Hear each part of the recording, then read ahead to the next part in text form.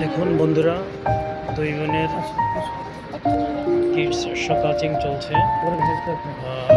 International coaching centre in hotel Meridian, new airport road. এখানে আন্তর্জাতিক কিডসদের বিভিন্ন জিনিসপত্রের শো কোচিং চলছে। তাই হুমারা এবং যারা তাদের পছন্দের জিনিসগুলো দেখছে এবং কিনছে।